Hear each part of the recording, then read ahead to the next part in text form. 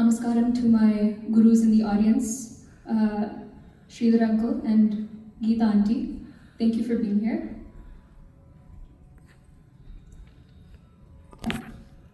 Many of you might have heard this song before. The song is composed by Sri Sadasiva Brahmendra, who I'm going to speak about today.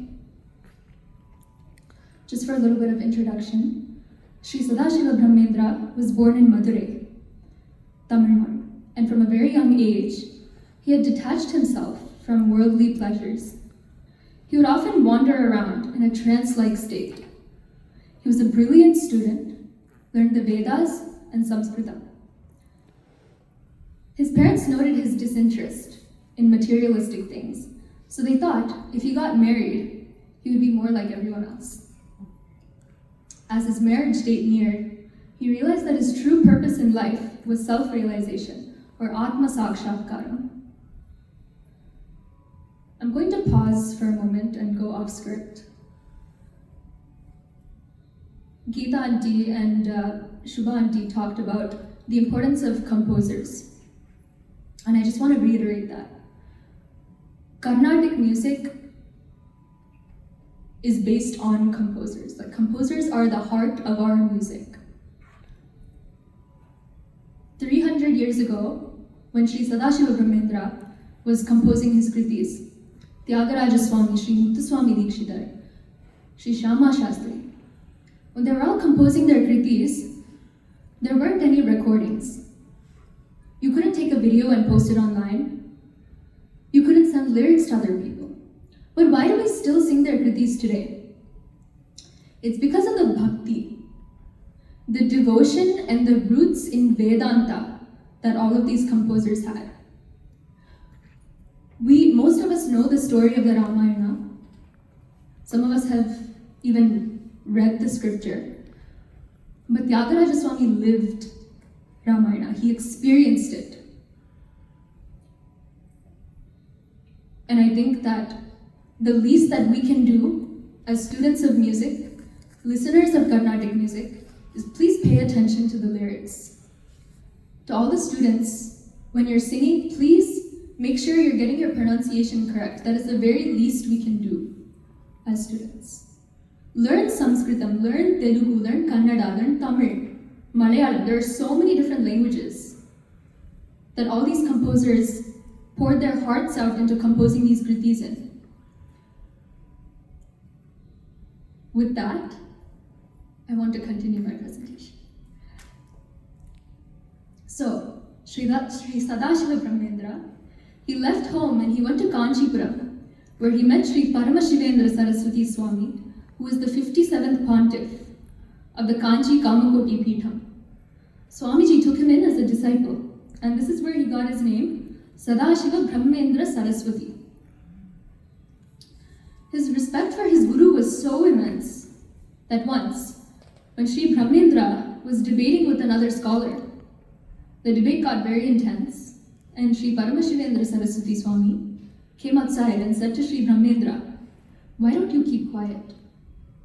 From that moment onwards, he never spoke a single word again. When he did, it was in the form of kritis. For the sake of time, I'm going to fast forward a little bit. Actually, quite a lot. He was a great jnani. He would wander the streets as an avadhuta, wearing minimal clothes. Once a king was walking with his wife down the street, where Sri Brahmendra was. He was angry at the sage for not wearing much clothing in front of him and his wife. So the king cut off Sri Brahmendra's arm. Seeing as Brahmendra had no reaction, the king and his wife realized that they were dealing with no ordinary person. They profusely apologized, and the king asked, "What can I do about your arm?" To which Brahmendra replied, "Just put it back." To his surprise, when the king held the cut-off arm up to Sadasiva Brahmendra's body, the arm miraculously attached itself, and Brahmendra walked away. There are many such incidents. Now let's get into his music. So, only 23 of his kritis are available to us. And the specialty of his kritis are that they explain the most profound philosophies of Vedanta in the simplest of terminology. His kritis can be classified into three categories.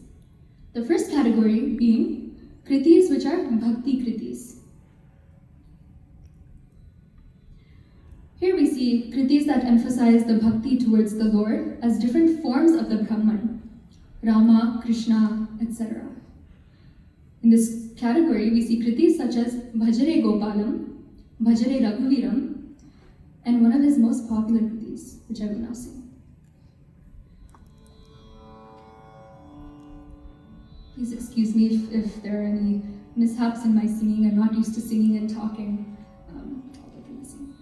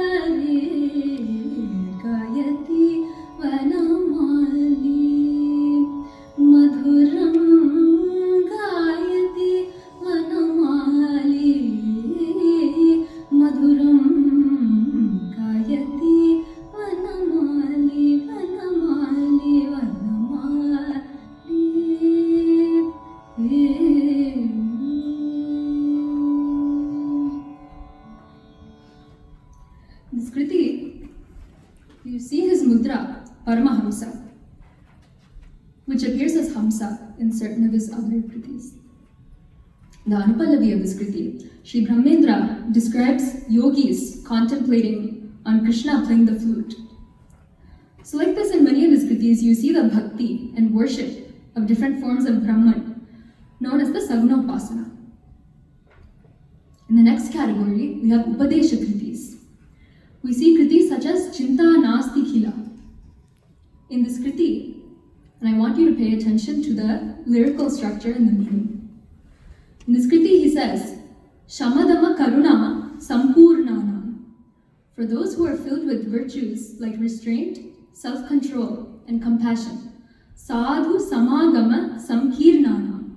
For those who have mingled in the association of noble, virtuous people. Chinta Nasti Khila. There is no worry. He speaks of controlling the mind, teaching us to control our senses, the Indriya Nigraha. In another one of his most popular kritis, he addresses the tongue. He says, instead of saying useless things, indulge in the nectar of Ramanama. Pibare Ramarasam Rasane Pibare Ramarasam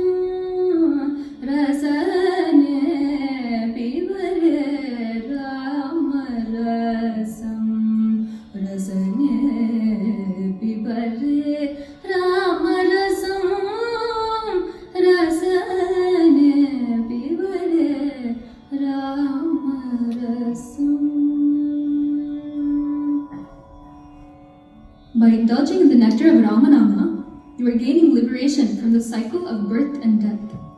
Janana marana bhaya shoka viduram sakala shastra nigamasaram. Janana marana bhaya shoka viduram sakala shastra nigamasaram. Pivare ramarasam rasane pibare ramarasam rasane pibare ramarasam.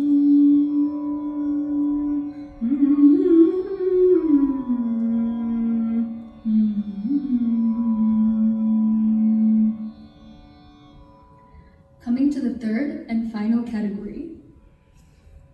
This is a very important one. Brahmendra brings in the ideology that there is only Brahman, and whatever we see are different forms of the Brahman. He says in his Kriti, Tattva Jivatvam, Yadvat Toye, I'm starting with the Anupallavi, Yadvat Toye Chandradvitvam. Just as in water, there's the duplication of the moon, Yadvat Mukure Pratibimbatvam. Just as in the mirror, there is a reflection, Tattva Jivatvam Brahmani Tattva Jivatvam. Each individual soul is a reflection of the Supreme Brahman. I would like to bring to your attention the lyrical and poetic structure of all of these kritis. If you look at the Anupallavi and the preceding charanams, they will all serve as the first part of a larger sentence. And the Pallavi will be the second part, kind of like the answer. I'm going to read it out again, just so you can really internalize that. Yadvat toye chandradvitvam. Just as in water, there's the duplication of the moon. Yadvat mukure pratibimbatvam. Just as in the mirror, there is a reflection. Tattva jivatvam brahmani tattva jivatvam. Each individual soul is a reflection of the Supreme Brahman. Another popular song, which emphasizes this philosophy of one and only Brahman and seeing the Brahman in each and everyone and everything, which is the core of the Advaita philosophy.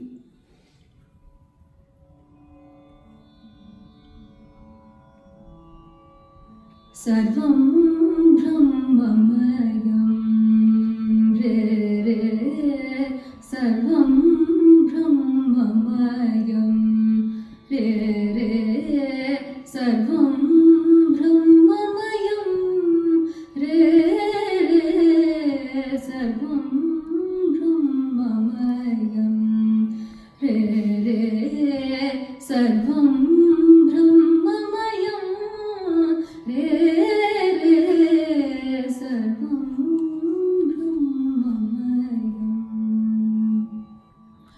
Kim Vajaniyam Kim Avajaniyam Kim Vajaniyam Kim Avajaniyam Kim Rajaniyam Kim Arajaniyam Kim Vajaniyam Kim Avajaniyam Kim Rajaniyam Kim Arajaniyam Sarvam Brahmamayam.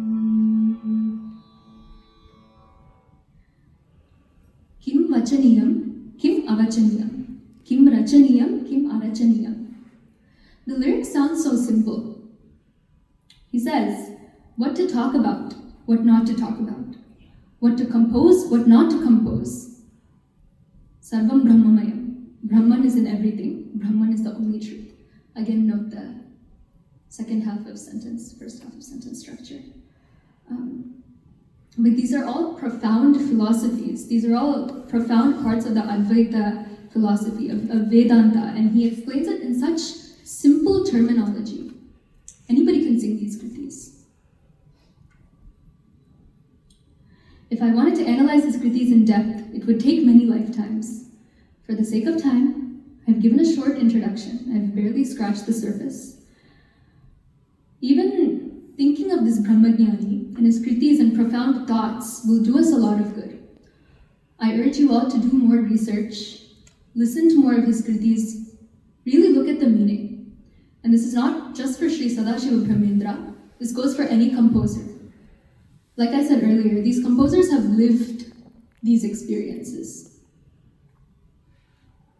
Please do the justice of learning the kritis properly, knowing the meaning of the kritis, knowing the word breakings as Geeta Aunty rightfully mentioned in her lecture. I would like to conclude with this shloka from the Sadasivendra Pancharatna, composed by Jagadguru Sri Sachidananda Shivabhinava Nrsimha Bharati Swami of Sringeri Sharada Peetham. Purato bhavatu kripati Puravairi niveshtama Nasa soyam Paramashivendra Karambuja Sanjato Yasada Shivendro Yasada Shivendro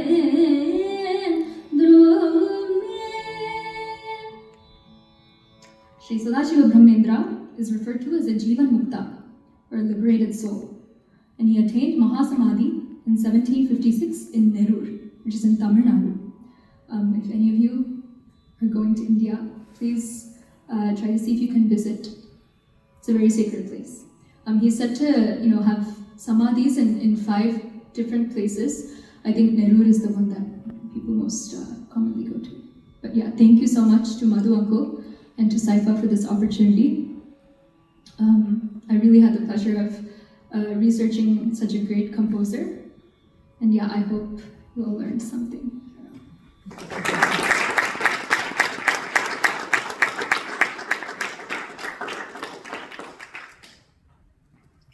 Sriya, any questions? Oh, yeah. Does anyone have any questions? Are you aware of any Sahitya-related patterns like prasas or things like that he has employed in his compositions? Good question. I'm sure there are some. I think so.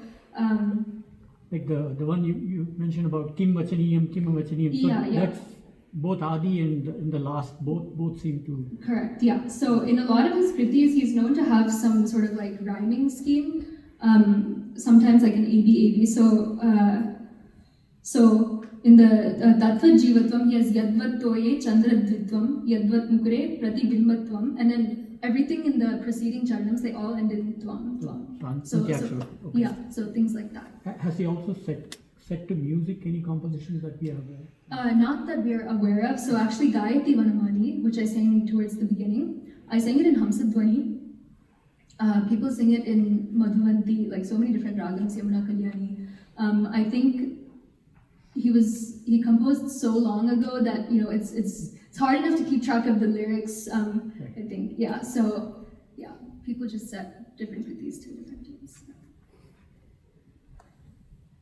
So during the research, you find out the Paramahamsa. What was the Hamsa? Paramahamsa, yes. So there is a Hamsa yoga, I believe. I didn't get to look too much into it. I was a little bit shorted on time this week. But I'm sure, I know that there is some significance behind that with the Hamsa yoga and everything. If you look at the Sringeri Sharada Peetham, like the crest of it is a swan, so Hamsa is like swan, right? The crest symbol is a swan. So I know there is significance, I'm just not aware of it yet. So my apologies, yeah. Question. So you suggested to learn the language or at least the words better to sing, right? Mm-hmm. To sing.